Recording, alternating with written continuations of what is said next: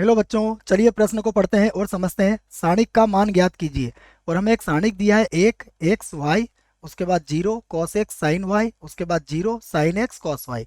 सारणिक को हल करने से पहले हम मुख्य अवधारणा लिख लेते हैं प्रश्न के लिए। तो प्रश्न के लिए हमारी मुख्य अवधारणा, जिसकी सहायता से इस प्रश्न को हल किया जाएगा। मुख्य अवधारणा, मुख्य अवधारणा में हम 3x3 की सारणिक को हल करना सीखेंगे। तो मैं इस बात को कह देता हूं, सारणिक का प्रसार। सारणिक का प्रसार। देखिए, सारणिक का प्रसार ज्ञात करने के लिए वैसे तो हम पहली पंक्ति, दूसरी पंक्ति, तीसरी पंक्ति, या फिर पहला स्तंभ, दूसरा स्तंभ या तीसरा स्तंभ किसी का भी प्रयोग कर सकते हैं। सभी से इसका जो उत्तर आएगा वो बराबर आएगा। यहाँ पर हम सीखते हैं कि C1 से कैसे प्रसार या प्रसरण किया जाता है। तो मैं सबसे पहले 3x3 की एक सारणिक आपके लिए बना लेता हूँ। मान लीजिए मेरे पास ये कोई सारणिक है जो 3 पंक्ति और 3 स्तंभ वाली है। तो यह होगी कुछ इस प्रकार, व्यापक रूप में ऐसे ही होती है।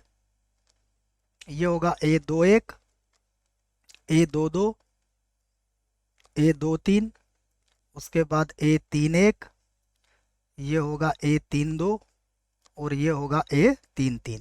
ये सारणिक हो गई। मैं इसको सिखाऊंगा आपको कि इसका C1 से कैसे प्रसरण किया जाता है। तो मैं लिख देता हूं इस बात को, C1 से प्रसरण।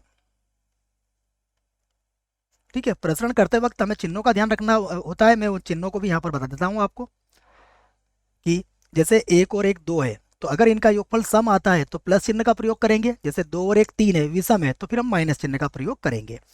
तो C1 से जब इसका प्रसरण करेंगे तो सबसे पहले हम लिखेंगे C1 का पहला अवयव क्या है, यह A11।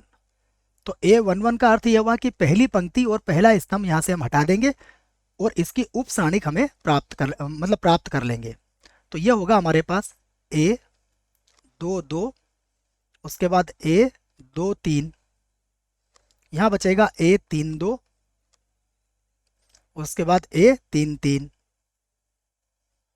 ये हुआ। देखो दूसरा अवयव क्या है, A21 या 21। तो ये जोड़ने पर 2 और 1 क्या हो रहा है, 3 विषम है, तो यहाँ माइनस का चिन्ह लेंगे और फिर यहाँ पर लिखेंगे A21। A21 का अर्थ यह हुआ कि दूसरी पंक्ति और पहला स्तंभ यहाँ से हम हटा देंगे, फिर जो बचेगा उसे लिख देंगे। तो देखो ये दूसरी पंक्ति और पहला स्तंभ हटाएंगे तो यहाँ बचेगा हमारे पास A12 और A13, और इसके नीचे आ जाएगा A32 और A33। फिर अगला अवयव क्या है इसका, अगला अवयव है A31। 3 और 1 4 होता है, मतलब ये प्लस का ही आएगा।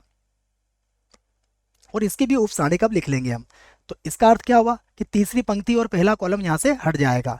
तो हमारे पास क्या बचेगा, देखो तीसरी पंक्ति और पहला कॉलम हटेगा तो यहाँ बचेगा A12, यहाँ पर होगा A13, उसके बाद यहाँ पर होगा A22 और यहाँ पर होगा A23। अब ये हमारे पास 2x2 की सभी सारणी के बची है। इनको हल करने का तरीका क्या होता है, देखो सबसे पहले जैसे हम A22 का गुणा A33 से करेंगे तो पहले गुणा यूं होगा, फिर माइनस लग के गुणा यूं होगा। इसको भी ऐसे हल करेंगे, पहले हम यूं गुणा करेंगे, उसके बाद माइनस लगा के नीचे से ऊपर की तरफ गुणा करेंगे। और इसमें भी इसी प्रकार इसको हल किया जाएगा। तो ये 2x2 की सारणी को भी हम हल कर सकते हैं। आइए अब प्रश्न को लिखते हैं और इसको हल करते हैं। तो प्रश्न की जो सारणिक है वो क्या है, देखो मैं लिख देता हूँ। तो मुझे एक सारणिक दी हुई है जिसके अवयव में 1 0 0, ये पहले स्तंभ के अवयव है। उसके बाद x cos x sine x, तो यहाँ पर है एक्स, उसके बाद कॉस एक्स और उसके बाद साइन एक्स। उसके बाद फिर देखिए यहाँ पर है वाई साइन वाई और कॉस वाई, तो यहाँ है वाई, उसके बाद साइन वाई और कॉस वाई। हमें इसको हल करना है तो हम क्या करेंगे, इसका C1 से इसका प्रसरण कर देंगे। इसी बात को मैं लिख भी देता हूँ कि हम C1 से इसका प्रसरण करेंगे। प्रसरण करने पर C1 से प्रसरण करेंगे तो देखो C1 के जो अवयव हैं उन्हें देख लेते हैं हम, 1 0 0। तो यहाँ लगाएंगे हम बराबर, सबसे पहला अवयव लिखेंगे 1 और इसकी सीध में आने वाली पंक्ति और स्तंभ को हटा देंगे। तो यहाँ पर मिलेगा हमें कॉस एक्स, उसके बाद साइन वाई उसके बाद साइन एक्स और यहाँ पर होगा कॉस वाई। उसके बाद जो इसका अगला अवयव है वो जीरो, उसके आगे हम माइनस लगाएंगे, लेकिन जीरो से गुणा करने पर जीरो हो ही जाएगा, तो इसको लिखेंगे ही नहीं हम। प्लस अगला अवयव भी जीरो है तो उसे भी हम, उसकी भी उप सारणिक हम यहाँ पर नहीं लिखेंगे क्योंकि वो जीरो हो जाएगी। बराबर जैसा मैंने बताया, सबसे पहले गुणा यूं होगा, उसके बाद माइनस लगा के गुणा यूं होगा, ये याद रखें आप। ये मैंने आपको मुख्य उदाहरण में भी समझा दिया है। तो कर लेते हैं हम गुणा। गुणा करने पर क्या आएगा देखो, कॉस एक्स का गुणा कॉस वाई से करोगे तो ये होगा कॉस एक्स और कॉस वाई, फिर माइनस लगाएंगे और गुणा करेंगे तो ये होगा साइन एक्स और साइन वाई।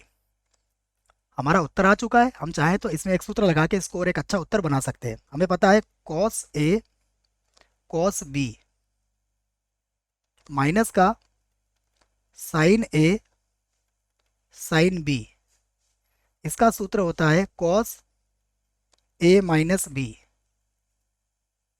इस सूत्र का प्रयोग हम यहाँ करके इसको लिख सकते हैं कॉस एक्स माइनस वाई। तो बराबर क्या हो जाएगा, ये बराबर हो जाएगा कॉस, बच्चों अगर माइनस है तो यहाँ प्लस बनेगा, है ना, ये सूत्र मैंने गलत बोल दिया है, यहाँ प्लस बनेगा। अगर यहाँ माइनस है तो यहाँ प्लस आएगा और यहाँ प्लस है तो यहाँ माइनस आता। तो हमारे यहाँ क्या आ रहा है, माइनस आ रहा है, तो ये कॉस एक्स प्लस वाई का सूत्र बनेगा।